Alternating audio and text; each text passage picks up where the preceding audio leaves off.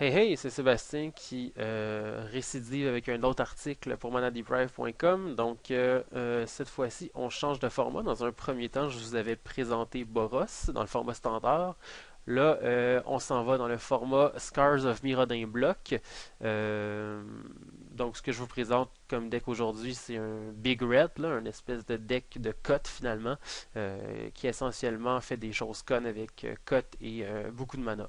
Donc, ça a une certaine continuité avec la vidéo de Boros, tout simplement parce que la seule chose qui vaut quoi que ce soit dans ce deck-là, c'est cote. Donc, si vous les avez déjà, parce que par exemple vous avez monté Boros ou je sais pas trop quoi, le reste du deck va vous coûter 10 à 15 sticks max pour tout, tout le reste, là, finalement.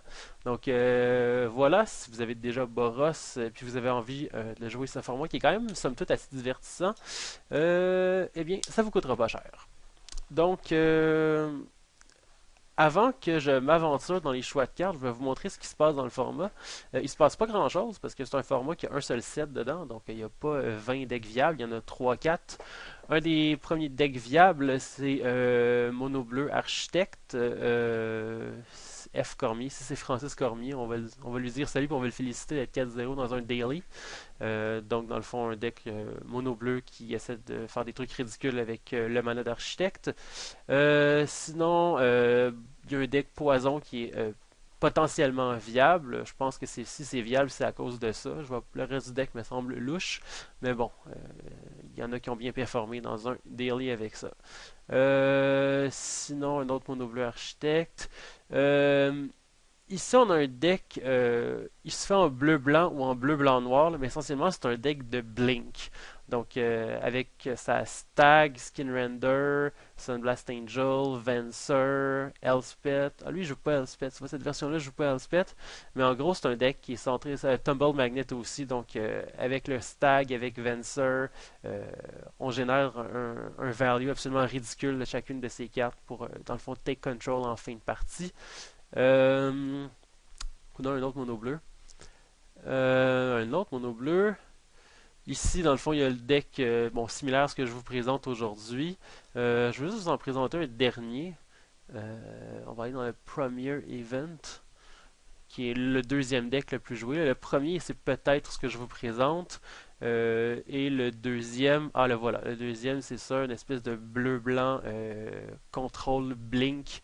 Donc on a un paquet de créatures, là. Entre autres Sunblast Angel, c'est absolument hallucinant comme carte là, dans le format. Ben, comme carte tout court, mais dans le format également. Donc voilà, donc on génère du value avec les Tumble Magnets, les précurseurs, les trinkets, les Sunblast qu'on peut tout blinker avec le Stag, avec Venser, on a Elspeth qui est juste une carte ridicule également.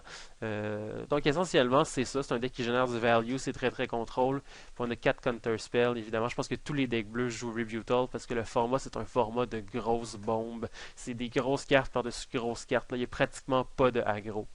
Donc voilà, ça c'est pour ce qui se passe dans le format. Puis voilà, pour ce qui se passe dans le deck, on y vient. Ok. Du côté des choix de cartes, du côté des créatures, Spike Shot Elder, autant que je trouvais ça mauvais dans Boros, là je trouve ça bon dans ce deck-là. Ça gère les mires de l'adversaire, euh, puis ça nous fait un one-drop. Le deck en a évidemment peu, puis en fin de partie, ça prend une site, puis ça fait des choses ridicules. Galvanic Blast, c'est un peu dans la même optique là, de gérer des mires en début de partie. Euh, Parfois, ça peut burner des Planeswalkers. C'est relativement rare qu'on atteigne Metalcraft dans ce deck-là, mais des fois, quand ça arrive, ça fait du bien. Iron Mirror, excellent, c'est une des bases du deck. Si je pouvais en jouer plus, je le ferais. Des fois, je me demande presque si je ne devrais pas remplacer les Palladium Mirror par des Mirror off-color, tellement le fait que ce soit un 2-drop pour s'accélérer dans ses 4-drops est important pour le deck. Évidemment, code tour 3, on sait tous que ça fait des ravages, particulièrement dans un format qui n'a pas de aggro. Donc, c'est ça. Du côté des 3-drops, un Mimic Vat. Euh, Parce que la plupart des listes que j'ai vues en jouaient un, donc je me suis dit je vais le mettre là. En général, quand je le pige, ça me satisfait, mais je voudrais pas vraiment piger deux, donc un c'est bien. Palladium Mir, bon, c'est un accélérant de plus là, qui accélère beaucoup, mais évidemment, comme je dis, c'est vraiment pas aussi efficace qu'un Iron Mirror. Stratasite, bon, un équipement pour le Spike Shot Elder entre autres, mais aussi pour les flying quand on en a, évidemment, ça peut faire une chunk de dégâts assez ridicule. Il y a des listes qui jouent Sword of Body and Mind, main deck, puis le site en sideboard. Honnêtement, je comprends pas. Le site, étant donné que c'est surtout pour être utilisé avec le Elder, est vraiment plus ridicule que l'épée. Puis la Sword est bien en sideboard vu qu'il n'y a pas énormément de bleu et de vert dans le format. Il y a un deck qui joue bleu, puis c'est le deck d'architecte, puis il n'est pas si présent que ça. Vert, c'est pratiquement inexistant, donc c'est probablement bon contre poison, puis le deck d'architecte, donc je préfère l'avoir en side. Sinon, Scrap Melter, bon, c'est juste une excellente créature dans un format où il y a beaucoup d'excellents artefacts. Pour ce qui est de cotes, faites pas comme moi. Il y a 3 cotes ici, c'est pas assez. Il en faut 4. C'est un sacrilège. Cela dit, je compte me procurer mon quatrième cote très rapidement. Là. Il est absolument essentiel au deck, puis en 4 exemplaires. Mais bon, c'était mes 3 cotes de Boros, donc voilà. Pour ce qui est bon, précurseur golem, c'est bon, c'est juste une bonne créature. Phoenix, encore là, comme je dis, c'est rare qu'on ait Metalcraft, mais juste le fait que ce soit une 4-4 Flying Ace pour 5, c'est vraiment très bon. Ça met beaucoup de pression. Puis souvent, ça permet de gérer les Planeswalkers opposés. Puis ça, c'est vraiment très important. Quand on a Elspeth ou Venser de l'autre côté de la table, évidemment, surtout par exemple Elspeth qui génère des chumps au sol, bien évidemment, on est content d'avoir du flying pour le gérer. Pour ce qui est du Horde Smelter Dragon, c'est juste une excellente créature dans un format d'artefact. Ça peut tuer en une ou deux shots, souvent la plupart du temps. Mais surtout, une chose à ne pas sous-estimer, c'est que c'est une 5-5 c'est un format où la meilleure créature, c'est probablement Sunblast Angel.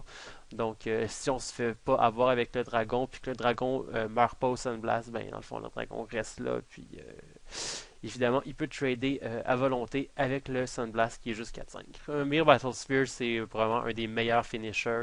C'est gros, ça va vite. C'est vraiment la carte ultime à cette mana. Mais bon, on n'en met pas beaucoup parce que ça coûte cher. Du côté du sideboard, ah oui, 25 montagnes, puis restez à 25, allez pas en bas de ça. Il y en a qui en jouent 26, mais 25 jusqu'à là, ça me semble correct. Arc Trail contre les decks aggro, il y en a peu, mais il y en a un, c'est le deck de Mir Smith, Tempered Steel, Memnite et compagnie mono blanc en général. Donc évidemment, Arc Trail c'est très bon contre eux. Ça peut être bon contre des decks là, qui rely beaucoup sur les Mir. Par exemple, dans le Mirror, j'ai tendance à enlever les Blasts puis mettre les Arc Trail parce que tu peux hit un Elder et un Mir ou un Palladium et un Iron au lieu de juste un avec le Blast. Horde Smelter Dragon, ben, contre tous les decks qui sont Heavy Artifact, on est bien content d'en avoir une de plus. Melt Terrain, je rappelle que le format c'est un format de grosses bombes, les unes après les autres. Donc Mana Scroll Opponent, c'est souvent une vraiment bonne stratégie pour la victoire. Ça m'arrive souvent de faire tour, mettons par exemple 4 cotes, activer son -2, Melt Terrain sur un terrain de l'adversaire. Si jamais on est on de play, là, c'est mortel. Donc, Melt Terrain contre pratiquement tout. Des fois, je me demande si je devrais pas jouer main deck, là, mais en fond, contre pratiquement tout ce qui est très late game, Melt Terrain, même si c'est une carte médiocre, c'est quand même bien positionné dans le format. Un Mimic Vat de plus contre essentiellement les decks Blink, du fait que les decks Blink ben, on veut utiliser leurs créatures qui ont des coming to play effects, mais aussi que ces decks-là généralement jouent un ou deux artifact removal main deck, donc ont moins de chances de le gérer. Là, dans le mirror, on enlève ça, c'est pas bon. Shatter contre le deck de Mir Smith, puis également contre le Mirror, c'est très bon. Sword of Body and Mind contre les decks soit Poison, soit Architecte. Wormcoil, c'est juste une bonne créature. Évidemment, contre Aggro, contre les decks de Mir Smith, c'est excellent. Mais également dans le Mirror, parce qu'évidemment, le Shatter le gère pas, ou du moins pas assez. Donc, c'est juste une bonne créature. Donc voilà, ça fait un peu le tour pour le deck. Puis maintenant, je vais vous présenter quelques parties que j'ai faites encore. C'est des two-men encore. Dans le fond, j'ai pas le temps de faire des daily puis des eight-men. Donc, vous allez devoir vous contenter de mes two-men. Et voilà. Donc, on se lance.